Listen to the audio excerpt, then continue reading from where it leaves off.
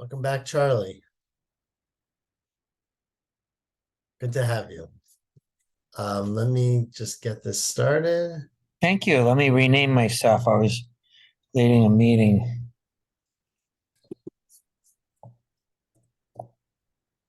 Got this. Okay, let's get started. I know it's Sunday night. Everyone's got a week to deal with. So my biggest commitment. and it's recording. So today's daf in the second Bava Kama, we're gonna finish the first parak tonight, but we got to get there first and start the second one. Is the Mishnah on daf Tet Zayin Amud Bet, not a little more than halfway down, but we hopefully will get through everything. It's not the longest daf. Sorry, there we go. It says the Mishnah, Ma bein tam lemuad. So in the previous Mishnah, we started discussing the damage of a shor that is called Karen, where a shor goes and attacks. And attacking can be many ways. So obviously a horn is the classic case, right? Goring. But as we discussed, it can attack in many ways, including biting and kicking and pushing and crouching.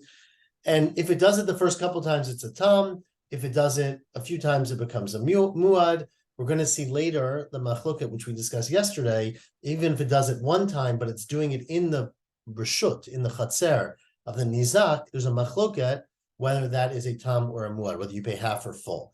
But says our Mishnah, ma bein tam lemuad, what's the difference? Eloshatam, mishalim chatzi nezek, a tam you only pay half damage. So if you have a shor that's gores another shor that's worth $1,000, you pay $500, and you pay migufo. You only pay from the body of the animal that caused the damage. So if the shor is worth $100 and it attacked and killed a shor that's worth $1,000, you'd be chayav to pay 500, but in fact your shor is only worth 100. So you can just go to the other guy and say, "Here, take my shor. I'm done," right? And as the Mefarshim point out, if your shor dies, then you can't take anything, right? Meaning if the attacking shor dies. So Chati nezek migufo and a muad mishalim nezek shalem, and you pay min ha'aliyah, which we learned earlier. Min ha'aliyah meant so you have to pay full damage, meaning the whole 1,000 in this case, and you have to pay from the best quality of land from the idit, as we said earlier, from land. Ask the Gemara, my aliyah, what's that language of aliyah? Like, what do we mean by aliyah? Amar Rabbi Elazar, and we're about to quote 5 or 6 different things from Rabbi Elazar. So what said Rabbi Elazar? Aliyah can often mean the heights, any of the heights, but here it doesn't mean the heights, it means the most valuable, the most respected, the most, encouraged, the most I'm sorry, I'm lost. Where are you? I started on the Mishnah on Tet Zayin Amud Bet. Where are you, Miriam? Much further ahead. Okay, I went all the way. I finished like the parak. Okay. We'll go fast. My aliyah, Amar Rabbi Elazar b'mulesha b'nechasav. The most valuable of your nechasim. V'cheinu omer, an interesting pasuk in Divrei Hayamim says that Yishkav Chizkiyo im avotav. Chizkiyo slept with his fathers, which means dying, right? Of course. They buried him in the ma'aleh of the burial place of the Bnei David. So what's the ma'aleh? Ma'aleh literally means the heights. What does it mean? Amar Rabbi Elazar, b'ma'aleh means eitzal me'ulim shebemishpacha, near the elite of the mishpacha. Who are the elite of the Beit David? Maninu, David u'Shlomo. It's very debatable, but that's Rabbi Elazar's version. David and Shlomo. Then an interesting pasuk in continues actually there. Vayikberu b'kfurotav asher karad lo be'ir David. Right? They buried him in the burial place in Ir David, right? And vayishkivu b'mishkav asher malei b'samim v'zanim. They laid him down on this is referring to Asa, an earlier king. They laid him down on a bed full of bisamim, spices, and zanim. Now, what are zanim? So, my bisamim vizanim. Rabbi Elazar Omer zini. That in fact, zini, Rashi explains that it's just different types. Mine bisamim. So, meaning bisamim vizanim means many, many types of bisamim. Rabbi Shmuel Nachmani says, no. Remember that bisamim, in fact, are connected very intimately to znut, right? To sexual things, because smell often has that connotation. And so they were bisamim shekol hamariach bahem balidei zima. They were so pleasant or enticing or what do you call it? I don't know. Anyways, they were so good that they would lead people who smelled them to zima. Bewitching, I like it. Continues the apostle. This has nothing to do with anything on the surface, at least, but we're quoting it because Rabbi Elazar explains it. It says in Yirmiyahu that Yirmiyahu is lamenting that they are trying to cause trouble to me. It says, Ki karu shuchal lachdini. They are, we'll see what it means, but they're digging space to trap me. Upachim tamnu l'raglai, and they're putting traps at my feet. What does that mean? Ki karu shucha. They dug a shucha, which literally sounds like a pit, right? They dug a pit to trap me. Rabbi Elazar Omer, it means that a shucha is a word we use for a zonah, for a prostitute. And it means that they accused Yirmiyahu and Navi of illicit relationships. They had, a video of him or something of him, and they said this is not new, right? So they chashdu mizona. They spread a rumor, or they even hired someone, it's not clear what, that he was sleeping with a zonah. Rabbi Shmuel Nachmani says, no. Shechashdu meishadish. They accused him of sleeping with a married woman. Now, this is where, one second. The language shucha is a language we use by a zonah, as Shlomo said in Mishlei, ki shucha amuka zonah. A zonah is a deep pit, right? There's a never-ending kind of desire. Right? If it's talking about a married woman, why use specifically a language that you would use by a zonah? Says, well, I mean, a woman who's married, who's sleeping around with another person, is also a zonah, right? So basically, there's a machlok about what they accused him of, but Yirmiyahu is saying that they accused me, they tried to trap me with sexual improprieties. And continues the Gemara. Yeah. If you're going according to the opinion that they accused him of sleeping with a married woman, which is a capital punishment, right? The next pasuk, or the next sequence is, Yirmiyahu says, Vata Hashem yadata, Hashem, et kol atzatam alai lamut. They advised to kill me. They were trying to get rid of me. So I get it if it's an Eshet Ish and he's found guilty of sleeping with an Eshet Ish, he'll be killed. That's the punishment. Elamanda Amar shechashdu mizona my lamut. You don't get killed. I mean, it's inappropriate. It might ruin your career and your reputation, but you don't get killed for having an illicit relationship with the zonah. Says the Gemara, well, that's referring to actually the whole other event, because if you recall, in Sefer Yirmiyahu, they actually physically threw him into a pit, right? Much like Yosef. Right, that in Yirmiyahu, remember he wrote his scrolls from the pit, and Baruch ben Neriah came and took his edut. Anyway, sheshlichu lebe'er tit. They actually threw him into a pit that was presumably could have died in. Darish Rava, what does it mean when it says you muchshalim lefanecha? Those who are muchshal, those who fail in front of you, they should fail in front of you. Be'eit apecha asebahem. When you're angry, act against them. What does Yirmiyahu mean when he's saying to Hashem to punish his enemies? Amar Yirmiyahu v'nei HaKadosh Baruch Hu, Rebbeinu shel Olam, afilu b'shah she'osim staka.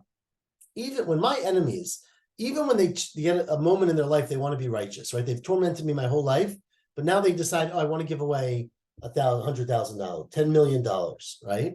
Hichshilum b'vnei adam she'enam huganim. Do me a favor, says Yirmiyahu, make them trip up and make them confused and give the money to people who are bad. So they'll donate their $100 million to, I don't want to name any bad charities, but people are going to do something bad with it. So they don't even get schar for their good intentions, right? They give it away to the wrong people, which happens, of course, all the time. Ukavod asula b'moto. Now, this is going back to person we started with. What's his name? Chizkiyahu. It says they made honor to him after he died. What does that mean? That they made? How do you honor someone after they died? Says the Gemara, very interesting. Kolot melamed shehoshivu yeshiva al kivro, means that they stayed at his kever and they taught. And people do this now, right? You build a little ohel and you teach them Torah, and it's thought to be, based on this Gemara actually, a kavod for the dead person. Apligi bar Rab Natan Rabbanan. One said they stuck around for 3 days. That was, the first 3 days of mourning are the most important ones, right? So the first 3 days, and Chanamar Shiva, which would be the whole 7 days of Shiva. And in fact, Amrile Shloshim, some people say even 30 days, obviously connected to the Shloshim. All these are all, of course, times in Avelut of 3, 7, 30. So that's what they did. Tanur Abanan, there's a Braita that says, top of Yud Zayin Amud Aleph, Ukavodo Sula b'moto, that they made honor for Chizkiyahu when he died. That's referring to Chizkiyahu Melech Yehuda. What's the honor? Sheyatzu lefanav 36,000 chalutzei katef. 36,000, Rashi points out the word low, maybe Tosfot. Yeah, Tosfot. The word low is Gematria 36, right? Lamed Vav. So there were 36,000 mourners who went out after his coffin, and they had, their shoulders were revealed because they all tore their shirts so that you can see, you could see their naked chests because they were so sad. Divrei Rabbi Yehuda. That's what Rabbi Yehuda says is the kavod for Chizkiyahu, that 36,000 people went out after his coffin. Amar Nehemiah, well, that's not such a big honor. I mean, there's plenty of dictators who die and have tens of thousands of people running after them. Hello, the Achav, who is, one of the archetypes of the bad kings. Asu came, of course, Achav had tens of thousands of people also, right? Elo, you know what was special about Yirmiyahu? Shehinichu Sefer Torah mitato. That they did something which is very, outrageous. They took a Sefer Torah, they put it on his coffin, on his mitah, and they said, Va'amru, and just remember, they didn't have closed coffins then, right? So mitah is an open, the body's on it, right? They would put it in the crypt, right? So this meant they put it right on, I don't know if it's touching him, but right next to him. Va'amru, kiyem zeh mashakatuv b'zeh. And they said, which is a tremendous kavod, right? To announce, this person, Chizkiyahu died, kept what's written in this Torah that's next to him. Says the Gemara, that's very honorable, but we do this nowadays all the time in Bavel. Not all the time, but we also do it. We do this today. So what's so special about Chizkiyahu? Says the Gemara, no, we do it. Afuke mafkinan. We take out the Sefer Torah with the procession, but we don't put it down on the bed. Anuchi lo manchinan, and they did that for Chizkiyahu because he was so special. Or Yibaydema, some say, we even do that today. Anuchi nami manchinan, but we don't say the speech. We don't say kiyem lo amrina. We don't say this person kept everything in this Torah. That's a big, bold statement to make. So they only said that about Chizkiyahu. Amar Rabba Bar Chana haviazona b'adei Rabbi Yochanan. Says Rabba Bar Chana, one day, we were walking behind Rabbi Yochanan because we wanted to ask him all our questions. Of course, Rabbi Yochanan had no time for us, so we had to chase him down the road. So where did we follow him? To the bathroom, right? But when we chased Rabbi Yochanan to the bathroom, the Mishal Shemaita, to ask him our questions, when he would go to the bathroom and we would be shouting out our questions, like, why did it happen? What's going on? You could just see it. You could see the whole event. When we asked him a question, lo pashit lan, he would never answer it for us. Adamashi yade, until he washed his hands. Manach tefillin, and he put his tefillin back on, which of course he took off to go to the bathroom. Umevarech, and he made his bracha. Not clear if the bracha is Asher Yatzar or the bracha back on the tefillin. The Hadar Amarlan, and then he would give us an answer. So one time we went in, we asked him this question: What was so special about Chizkiyahu? And he said to us, now this is a quote from Rabbi Yochanan, Afilu kiyem amrinan. Nowadays, even in Bavel, or I guess Rabbi Yochanan lived in Eretz Yisrael, but not necessarily in Bavel, but nowadays, they would even say that a Talmud Chacham kept the whole Torah if he really did. But they wouldn't say limeid lo amrinan. They wouldn't say he taught the Torah. And that was what they said about Chizkiyahu, that he taught the whole Torah. So that's the greatest thing you could say about someone. Says, is that really true? That it's greater to say that they taught Torah than they kept the Torah? V'amar Mar, the very famous Braita says, Gadol limud Torah, it's a great thing to learn Torah, Shalimud mevi l'dei ma'aseh, because if you learn, you're going to do it, implying that it's better to do it. That's the ultimate thing. So why would it be better to say about Chizkiyahu that he taught Torah than say he kept the Torah? Says Gemara, there's a big difference between yourself and public, right? Lokasha, hala migmar, hala agmuri. For learning yourself, the purpose of you learning yourself is to keep it. So if you keep it, that's better. But if you teach other people, that's greater than keeping it just yourself, because you're obviously spreading it much more broadly. And so the thing that they said about Chizkiyahu Melech is that he taught Torah. Of course, that was Chizkiyahu's whole thing, or one of his whole things, right? Is that he was a prolific spreader of the values of the Torah. And that's what they said about it. Okay, not related at all, as you can tell, to our Gemara. Continues the Gemara now, just to finish our parak. Amar Rabbi Yochanan, Mishum Shum ben Yochai. Always fun to hear these statements. There's a very funny pasuk in Yeshayahu, which again has nothing to do, we'll see on the surface, but it sounds a little bit related. Ashrechem zorei al kol mayim. Blessed, honored are those who plant on all water. Now we're going to explain in a bit that planting generally is a reference to chesed. It's doing kindness. You're providing food for others. You're sustaining them. Continues the pasuk, Mishalchei regel hashor v'achamar. They send off the feet of the cows and the donkeys. What the heck is that referring to? Says the Gemara, says Rabbi Yochanan in the name of Rabbi Shimon Bar Yochai, Kol osek b'Torah b'gmilut chasadim. Anyone who's osek, who spends their time in good acts and in Torah, zochel nachalat shnei shvatim. They will achieve the rewards like 2 shvatim in Klal Yisrael. Shenemar, what's that all referring to? Because it says Ashrechem zorei, those who plant, and ein zriyah elat tzedakah. Planting is always a reference, not always, but often a reference to investing and giving charity. Shenemar, as the pasuk says in Hosea, zaru lachem litzedakah, kitzru l'chi chesed, right? You plant for tzedakah. Ve'ein mayim el Torah. Now it says mayim always refers to Torah, as we all know. Shenemar hoy kol tzamei l'chul mayim. Anyways, and we continue on darshan that pasuk. And so anyone who does tzedakah, gimut chasadim, and learns Torah is zochet nachalat shnei shvatim. What are the 2 shvatim that you're zochet to their inheritance? That is Yosef and Yisachar, right? Zocha the kilaki Yosef, you get a reward like Yosef. Tichtiv, Yosef is referred to as what animal? A shor. It says Ben Parat Yosef. Yosef is the Ben Parat. Benot tzada ale shor. So Yosef is referred to as the shor, which of course is an interesting connection to our whole Masechet, which talks about a shor, right? But anyways, Yosef is connected to the shor, and also Zachel Nachlat Yisachar, and Yisachar is of course called Chamar Goren. Yisachar is called the donkey, right? So therefore, those who are, this pasuk is a remes, those who do Gemilut Chasadim are zochet to the Nachla of Yosef and Yisachar. It Amri, and some say the way you would say this is Oivav noflim lefanav Yosef. His enemies, their enemies, will fall in front of them like Yosef's enemies, and right, that they would, Yosef would gore his enemies, Yachdav Avsei Aretz, and Zochel Bina Yisachar, you achieve Bina, understanding and depth of understanding like Yisachar, Tichtiv Umi Bnei Yisachar, the children of Yisachar were Yodei Binal Itim. They were the ones who understood the times and the questions, Ladat Mayasel Yisrael. That's a pasuk in Divrei Yamin. So those who are committed to Torah and Gemilut Chasadim will be zocha to merit the nachala of the shvatim of Yosef and Yisachar. And again, it's unclear what exactly has to do with anything, but clearly our whole Masechet is talking about the damage caused by the shar, and we're going to talk about the chamor too, right? And so this is bringing another more, I'd say, metaphysical or spiritual aspect to that. Hadron alach arba avot. Says the second parak of Bava Kama. We're going to pick up right where we left off. Remember last two Mishnayot. In the first parak talked about Keren, right? The damage caused by a shor, which of course doesn't have to be a shor. It could be your lion, as we say, or more commonly would probably be your goat, right? Or some other domestic animal, or your dog, right? But the next one is regel.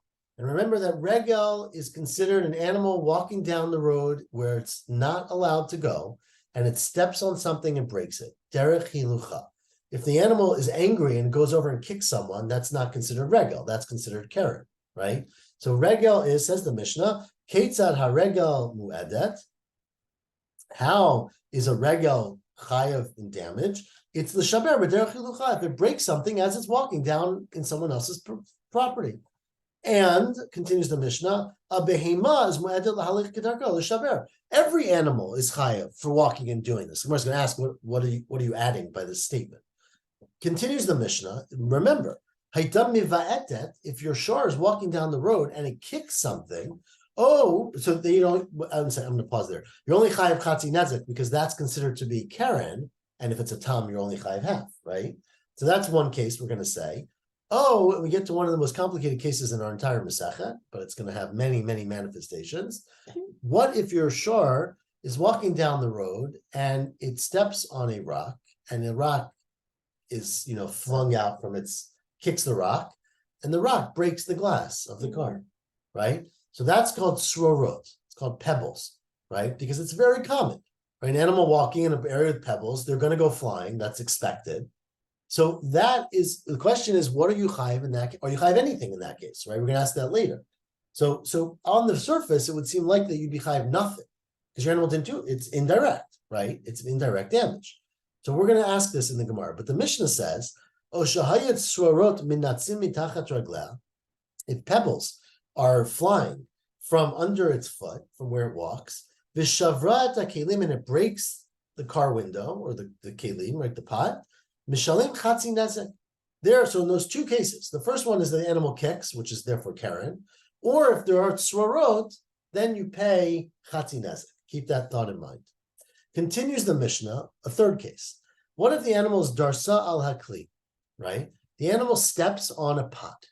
And as would happen if you're a cow and you step on a pot, it breaks. A shavarto, right? The pot breaks. But it doesn't just break, it breaks into a lot of pieces and it rolls down the hill. The nafal al kli, and it falls on a second kli and it breaks that one. The shavarto, right? Which of course is very common. You stand on a piece of glass and you break it and it falls and breaks the second one.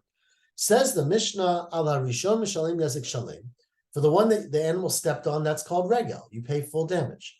But al ha'acharon, on the second one, that's swarot. That's what we would call second order, right? You kick something, you broke something, and then damage something else. And therefore, you're mishalim chatzi nezek. So you pay full damage for the first pot that you broke and half nezek for the second pot.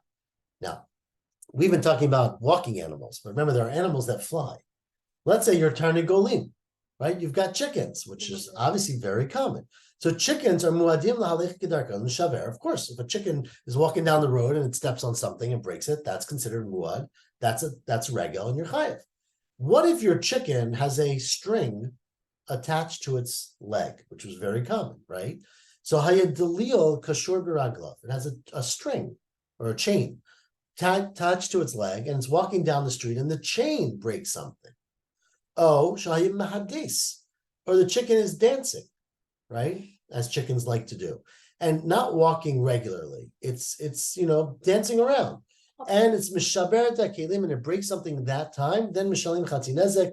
Then you only pay half nezek, and we will, of course, try to understand what's going on in the Gemara because it doesn't make any sense, right?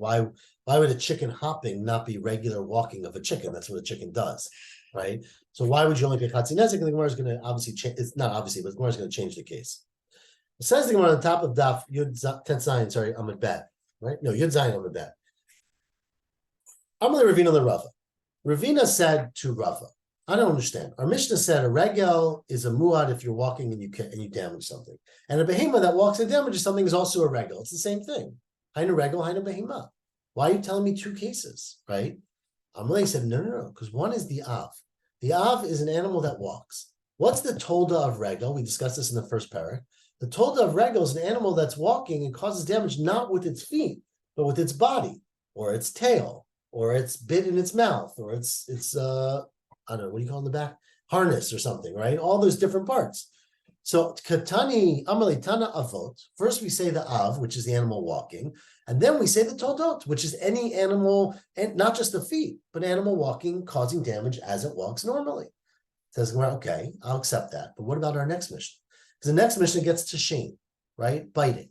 And there it says, Alamiyata, the Seifa, the next Mishnah, which says the Katani, Hashem mu'edet, comma, and then it says Habehima mu'edet.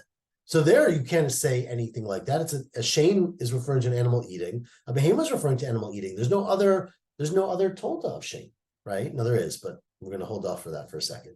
So my avoda, my toldotika. What av and tolda is it? Now there are toldot of shame, and we talked about them a little bit before, if you recall. Remember an animal that leans against something and rubs its body, right? Because it has a scratch on its back, an itch on its back. That's considered a tolda of shame because the animal's doing it for its own pleasure, right? Anyways, we'll get to this in the next Mishnah. But ask the Gemara, what's the difference? Says the Gemara, well, so Rava answered Ravina, Havika Mahadale b'bedichuta. He answered him with a smile. And Amalei said to him, Ana Shanai Chada. I answered the first Mishnah. Why don't you take a crack at the second one? Ha Shani Chada. Why don't you do something? Right? It says, okay, it's very funny. But Tainamai, what's the reason? Amar Ravashi, no, because in the next Mishnah of Shane, it says two cases of eating food being muad because it has to teach you Shane dechaya and Katani Shane de behema. That's tell you if your wild animal eats food, chaya is not a wild animal. Chaya is it is, but it's not a lion, right? Your undomesticated animal and your domesticated animal.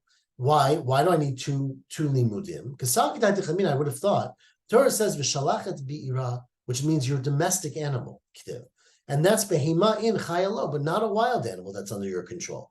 Kamash malan, that no, when the Torah says behema, it means everything. The chaya b'chlal behema. You include a chaya in the category of behema. Says Mari Hachi, so if that's the case, why don't you say behema first? Why do you say shein, which is we're saying it refers to a chaya, a wild animal, and then a behema? If the Torah says behema, you should say that first, right? Ask Mari Hachi, hami baile the mitnei bereisha. Why don't you teach that one first? Says the Gemara, often this is an answer that we use, say all the time, which is that hi, the atya le midrasha, the teaching that we learn from our derivation is chavivale. It's even more special to the chachamim because they invested and they taught it. So it's not obvious, and therefore we usually say that first, and that's why we say chaya first, which is the general statement, and then behema. Says the Gemara, well, if that's the case, what about our Mishnah? Our Mishnah should have said behema first, because remember, behema is not the direct thing in the Torah. The regel is the direct thing. Behema refers to other causes of damage. So why Ihachi says Gemara Reisha Nami, our Reisha, meaning our Mishnah, should also litni, right? Ahidol Aktiva Bereisha. We should first say the behema, which is referring to the animal that's body causes damage, which is not what's written in the Torah. Says Gemara, slow down. Hachi hashta. Well, let's get a picture of what we're describing here. Hatam, in the second case of Shein, idi avot ninu. Whether a chaya eats or a behema eats, they're both avot because it's the act of eating, right? And so therefore, they're both avot, and we choose to say the one first that we had learned from a drasha, which is a chaya, right? Hach da'atile midrasha chavivale. But hacha, we're referring not to two different avot. We're referring to one of a regel, which is walking, and one tolda of regel, which is using your body to cause damage. And so, of course, you have to say the av before you say the tolda. Hacha, what? Shavik av etani tolda? You're going to leave the av and you're going to teach the tolda? And that's why first we say regel, which is the av, and then we say the body, which is the shor, which is the tolda, behema, sorry. Says where another answer is just simpler, which is that if you look at the last Mishnah in the last parak, we were talking about walking, regel. So I need to salik mi regel, patach mi regel. We like to have good grammatic, good literary technique. You finish talking about regel in the last Mishnah, talk about regel first in this Mishnah. So that's the explanation. Okay, 1/3 of the way down, or not quite 1/3, but almost 1/3 of the way down. Tanu Rabbanan, very interesting braita, which sort of expands on the Mishnah and explains what regel really is. Says the braita, Behema mu'edet lahaluch kedarko l'shaber. An animal is a mu'ad to walk normally and break things. Now remember, an animal is allowed to walk in public. So Ketzad, says the braita, this refers to behema shenichnesa lechatzar nizak. Right, the behema walked into the yard of the one who's being damaged, the hizika, and it stepped on his what are we stepping on today? Stepped on his pots, right, and it caused damage. Says continues the bride, hizika bigufa, using any part of its body, right, its legs or its tail or whatever, derech hilucha, if it's as it's walking. Or it's bisara derech hilucha, or the hair of the animal, right, rubs against something and ruins it. Or ukaf shaleh, or someone help me with these words. Ukaf is the thing that goes on the back of the animal that you ride on. Saddle, thank you. The saddle. Ubishlif shaleh, which is another, I don't exactly know the difference between shlif and ukaf, but another Rashi's shlif is the weight that stays on, the masui. Ubipurbia shemapia, or the bit in its mouth. Ubizuk shib savra, or the bell. You used to put a bell around the neck. I guess they still do that. The bell, the chamor b'masao, or if you have a donkey that's carrying, whatever donkeys carry, right? You've seen donkeys, they can carry tons of stuff. It's walking down the road and it causes damage. Mishalem nezek shalem. You pay full damage. Sumchis omer, now Sumchis wakes up. We never heard of Sumchis before. All of a sudden, Sumchis wakes up and says, Srorot. What about pebbles? Like, we're going to ask, what the heck is where in the world did this come from? But continues the braita, the chazir, now if you have a pig, shaya nover ba'ashba, it's, I don't know, the word nover is a very funny verb, but I guess it's what a pig does, digging in the garbage, right? The hizik, and it causes damage. There's some pot there, and it damages the pot. Mishalem nezik shalem, you pay nezik shalem. Says Gemara, of course, hizik pshita. Obviously, if you damaged it, then you pay. Ela ema, no. What it means is the following, sorry. A pig that is hitiz, right? It's digging around in the trash. As it's digging around, it causes things to go flying, right? And those break, hizik. Then mishalim nezek shalim. Then you pay full nezek. Now, in the Mishnah, I told you that swarot, you pay half nezek, right? But here, Sumchus comes with his opinion that unlike our Mishnah, swarot, in fact, pay full nezek. That if you're eating, and again, it's derech hilucha, has to be normal action, right? If the animal's walking down the street or digging and rooting around in the garbage or doing what animals normally do, and something goes flying as a consequence and breaks something, says Sumchus, you're chayiv nezek shalim. Says the Gemara, where the heck did swarot, man dechar shamayel? Who mentioned pebbles? Right, to make no sense. What are you talking about? And again, we said, like we said yesterday, and we say all the time, chesurim mechasra, we're missing some context here. And this is, in fact, how the Braita should have continued. And this is how you understand it. That srorot ki or chayo chatzi nezek. If an animal is walking down the road and kicks up pebbles while it's normally walking, ki or chayo, meaning the way it normally walks, then you would pay chatzi nezek. I just want to introduce an interesting thought experiment the Gemara is going to get to. What if the animal's angry and it kicks a rock out of anger, right? So remember, an angry animal is considered a keren, right? An angry animal that goes over and kicks your car because you're in traffic, you pay chatzi nezek for that, right? Not full nezek.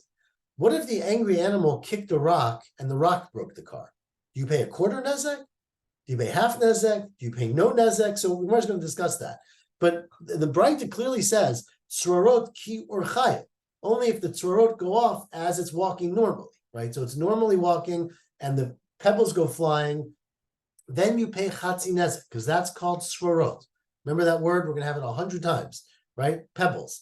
That's called, and I'm gonna extend it, though it's not honest to do this clearly, as indirect damage, right? It's not clearly indirect damage, but it's one example of second order damage. Continue the Braita now. The chazir shahayu nover ba'ashpa, and if you're talking about pigs, and the pig is digging into the dirt, into the garbage, v'hitiz, and it causes something to go flying, v'hizik, and that damages something, v'shalim chatzi nezek, because that's another example of tzrorot. And that's where we now reintroduce the Braita words, Sumchis Omer, no. I'm of the opinion that tzrorot, if you kick off pebbles, or chazir shahayu nover ba'ashpa v'hitiz, or the pig that causes things to go flying and cause damage, the hizik, mishalim nezek shalim. Says Sumchas, an animal that's normal activity causes things to go flying, that's also considered regel. It's regel at a distance, right? And you're chayiv nezek shalim. Now, Taner Rabbanan, 3 lines from the last narrow line. Says the Braita, what if you have tarnagolim? You own chickens, which is pretty common, but your chickens are flying. Right? Now, chickens, I don't think fly very much, but I guess they fly a little bit. Maybe in those days they had less domesticated chickens, but chickens can fly a little bit, right? I think wild chickens do fly. Okay, so tarnagolim shayim mafrichim l'makom l'makom. Your chickens are flying from one courtyard to the other, and on the way, shavru kelim b'kanfeim. They bump into a glass and they break it, right? Says the Braita, that's regel, right? That their wing is their foot. They're traveling normally. They're breaking a derech hilucha, mishalim nezek shalim. You got to pay the whole thing.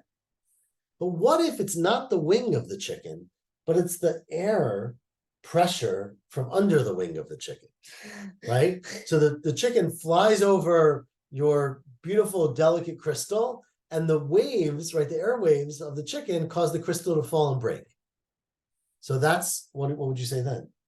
Says the Braita, biruach shebekanfehem, if it's the wind or the draft that comes from the wings, then mishalmim chatzi nezek, because that's tzorot basically, right? They're invisible tzorot, but wind is real, and just because you can't see it doesn't mean it's not a real thing, and it's an indirect cause of damage from normal behavior of a chicken. So you pay half, and Sumchas says, like he will always say, nezek shalim, because Sumchas holds that tzorot pay full damage. So that's a very interesting Braita. Tanya Yidich, there's another Braita, first wide line. Tarnagolim shayim mahaddasim agabi isa.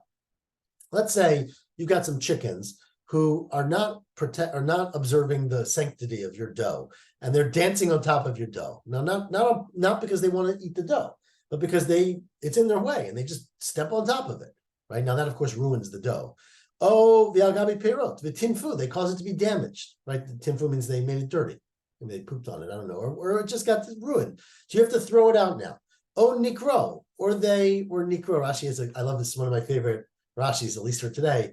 Rashi says the word nikro refers to chartom shalahem, their nose, shikorim beak. It's a great Rashi, right? It's just to our left. If you look, bet yud kuf in Rashi. So or they peck, right? And they cause damage in. I guess it's a French word. I'm guessing is Bec. Okay. BEC. Because I don't think it's just Rashi didn't speak a lot of English. So I guess not. Oh, Nikro, or they break, they cause damage, but this is normal for a chicken. It's not like they're going out of their way and they're not even eating it. They're just pecking away and they ruin your tomatoes. Mishalim nezek shalim, because that's regel. So again, the beak is regel because it's normal behavior of a chicken. But what if instead of them actually causing damage directly, halu afar, they kick up a lot of dirt, which ruins your dough. Oats, srorot, or pebbles. Then mishalim chatzi nezek. Then, like we've said 5 times already today, and we'll say many more times, it's tzrorot, and you pay chatzi nezek. Sumchas omer nezek shalom. Okay, Tanya Idich, third line, tarnagol shayimafriach makom lemakom. You have a chicken that's flying from point A to point B. V'yatzda ruach mitachat kanafav, and some air went out from under its wings. V'shibrat kelim mishalim chatzi nezek, right? Which we've said the exact same thing previously. Because that's Trorot. This Braita does not add a second opinion. And that is Stomach Rabbanan. This Braita just says Stam like the Rabbanan. I guess Charlie's going to have buying chickens later. Amar Rava, Bishlama Sumchas. Now, it says Rava, and this is really, really important. Slow down here. 5th line. Rava says, look, I understand Sumchas, right? Sumchas is of the opinion that when we talk about something directly causing damage, right? An animal's walking down the road, it steps on something. The fact is that if the animal kicks a rock and the rock steps damages it, that's also direct effort of the animal. So you're chayiv nezek shalem like any other rega. I get that. Amar Rava Bishlama Sumchas Kasavar Kochoki Gufa. He's of the opinion that the energy produced by the animal's action is like the animal doing it. So you're chayiv nezek shalem, right? But I don't understand the Rabbanan. Right? What is the rabbi's opinion? If it's considered to be regel, you should be chayiv nezek shalem. If it's not regel, why are you chayiv anything? Who made up this concept of chatzi nezek? Right? Chatzi nezek is a concept we have by animal causing damage. It's a tam, it's a muad. This has nothing to do with that, right? So, ela rabbanan ikigufo dami. If the energy of the animal is kigufo, then kulei nezek b'adasham. You should pay full damage. And ilav kigufo. If the energy is not the body, then chatzi nezek nami lo l'shalim. Why are you paying anything? So this is a really big question, asked Rava. Where did the Rabbanan come up? It's our Mishnah with chatzi nezek tzrorot. Hadar Amar Rava. Rava then remembered what he was taught as a kid, and he said, "You know what? Le'olam ki gufo dami." In fact, the Rabbanan view the action as gufo, like sumchas, right? So that in fact, when an animal kicks a pebble, we view that as the animal's action. Right? It's not considered to be, as Rosa used the word before, grama. Grama is not a concept that we have right now with animals. Grama is a concept we have with people, but this is not people. So, right, whatever, it'll get more complicated, don't worry. But it's considered to be the action of the animal because they're walking normally. So why aren't you chayiv nezek shalem? Halacha l'Moshe Misinai. Chatzi nezek tzorot hachda gemirila. It's a halacha l'Moshe Misinai. There's no answer there. That it's true you should be chayiv. But the halacha, the tradition we have is that since it's sort of a second order damage, even though it is considered kegufo, you only pay half.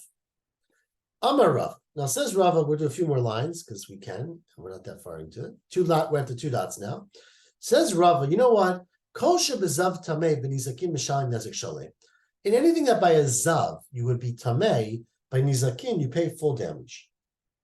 What does that mean? So Rashi says we think now what this means is that a zav who's tamei, a zav who touches somebody else, that person becomes tamei. But a zav who throws something to somebody else, that person doesn't become tamei, right?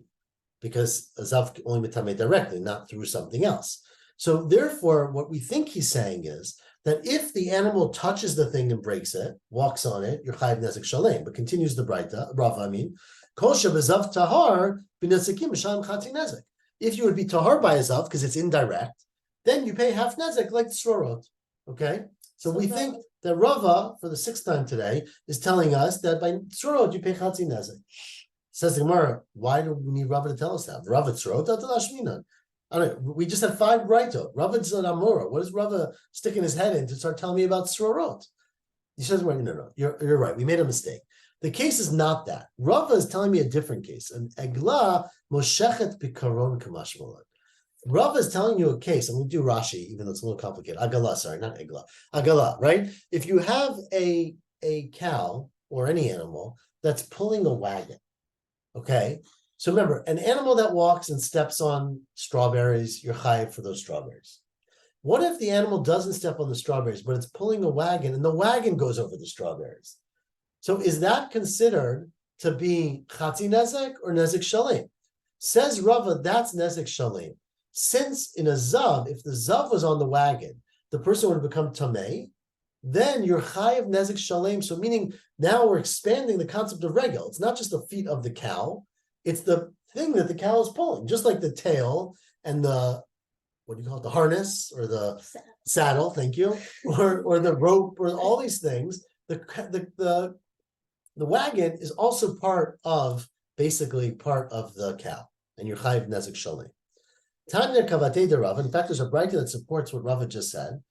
Behema, right? We have, I don't know where we are. Behema mu'edet l'shaver b'derech hilucha. A behema is a mu'ad to break things as it walks. Ketzad. For example, behema shenichnasa l'chatzer nizad. An animal walks into the property of the damaged person. V'hizika bigufa, and it causes damage with its body. Derech hilucha, the way it's walking, or sara derech hilucha, or its hair, or bukuf shala, or the saddle.